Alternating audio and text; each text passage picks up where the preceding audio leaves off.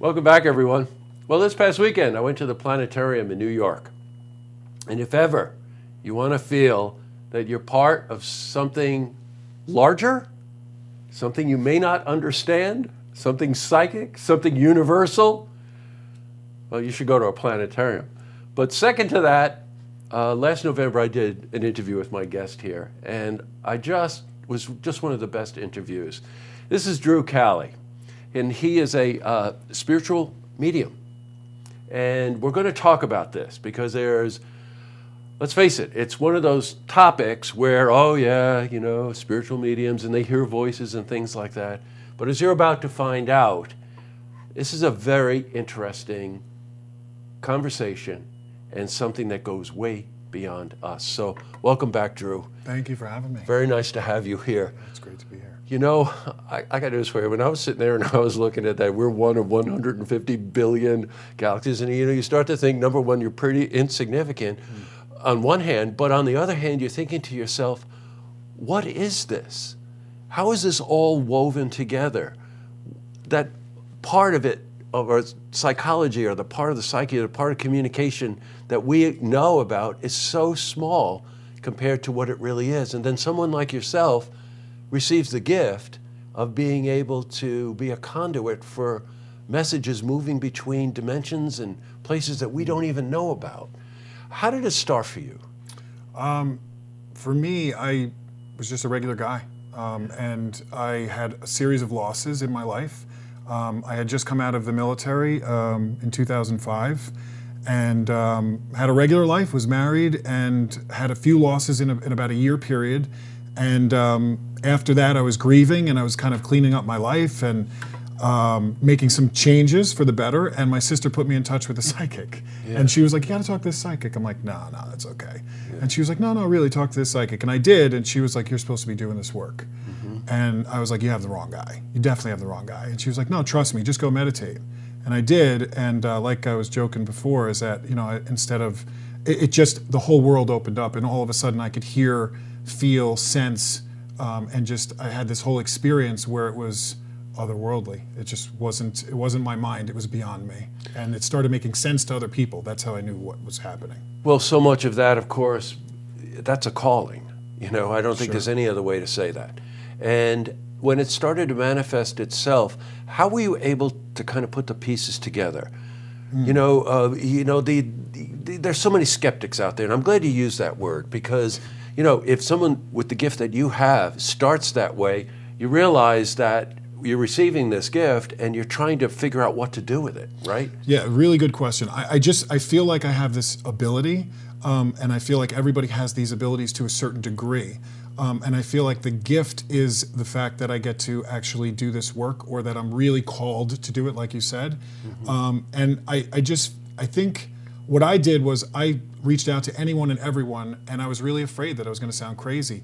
But the funny thing is that I would start receiving something for someone, and they would say, yes, that makes sense to me. Right. And so every time I touched water, I kept hearing, this is Jonathan, you have to call Jason. And I literally thought I was losing my mind. Mm-hmm. And I got a picture of this Jason. I called up this guy, Jason, who I knew from the gym, and I said, do you understand this? And when I said it to him, he just didn't believe that, he's like, you got to be kidding me. How would you know this information? And it kind of took off from there. And I feel like, I don't know how to explain it. There were a lot of things that I wanted to say, no, I'm not going to do that. And I ended up saying yes to. Yeah, I got invited to somebody's house, and they said, would you be willing to take a picture or look at all these pictures and pick out who Jonathan is? Mm-hmm. And everything in my body was going, no. And I went, okay. And I went over there, and in some ways I was hoping that I would get it wrong, because I didn't know what was happening, truthfully. I didn't know how to differentiate between what was mine, what was the spirit's, what was yours. Like, I just didn't know what was happening. My awareness just cracked open is how I felt. Yeah. So, and then after that, I ended up studying with other mentors that were mediums that have been practicing for a long period of time. Now, that leads me to my next question, because I was thinking, it isn't like you're following a script here, folks. You're receiving a message. You don't understand really what the message means, the context, the meaning, the effect. When you studied with some mentors, did they help you? Roadmap's probably not the best word to use here, but that's how I would think. If you're hearing this or you're feeling this, explore this avenue. Sure. So one of the best things, so when I teach now, I do the way that I was taught. Nobody could teach me how to be a medium. Right. It's just not possible. Right. What they did was create an environment to show me how it worked for me. Mm-hmm. So I would sit with blindfold on with someone. I didn't know who was going to be sitting across from me, and I would just see what I would get. Because some of us we can hear clairaudiently, we can feel, which is clairsentience. We could smell, we could taste, we could see clairvoyantly. And it's all inner hearing, inner vision, inner feeling. So I started understanding that I was very clairaudient. So I would get the name of someone, and then I would start to make out, I would start to understand that this feels like a mom presence. So they showed me how it worked for me. They didn't tell me what to do. They would just kind of point me in the right direction and tell me to explore. That's how it worked for me. Well, it's almost, in this case, I would imagine you expect the unexpected. Yeah. Right? Yes. You know what I mean? Does it scare you? No, not anymore. Okay. I think at first it was really overwhelming. I didn't sleep much. I was afraid, and I'm Irish and Italian. You can't get any more Catholic than that as far as upbringing. So I just had all these ideas. What's bad? What's good? What do I do with this? Do I have to protect myself? And the more that I understand this, the more protected and safe I feel. And the more it flows. Absolutely. I would imagine, right? Sure, Absolutely. of course. Drew, for the second time, in case you missed it this last November, is doing a Spirit Message Afternoon at Universal Preservation Hall right here in Saratoga. I think you said the doors open at 3. It's Saturday the 18th of February, next Saturday. And the doors open at 3:30. And you invite a group of people to come. Mm-hmm. And unscripted, without any preconceived notions, you're going to just walk into that room with those people and let it go.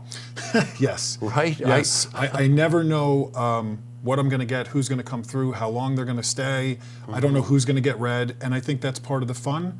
And it's called a gallery or a gathering because what happens is as I get up there, I introduce myself and talk a little bit about the mechanics of how it works so that people understand it. And I take them into a little bit of a meditation, and then I just allow whatever's supposed to come through. Certain people will be connected and get messages from loved ones on the other side.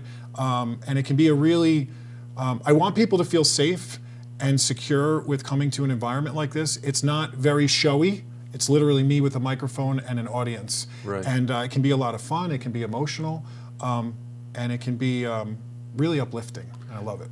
Yeah, uplifting, because we're out of time, but I was thinking to myself, in this world, just as a layperson, you think to yourself, it's always about tragedy and always about sadness. Well, a lot of those are the messages that probably people are trying to communicate. People who passed would like to communicate back to make people feel safe, to make them know that they're okay. Sure. Those kinds of things. But uplifting is a fabulous word for this. It's a Spirit Message Gathering at Universal Preservation Hall on Saturday, February 18th. The doors open at 3:30.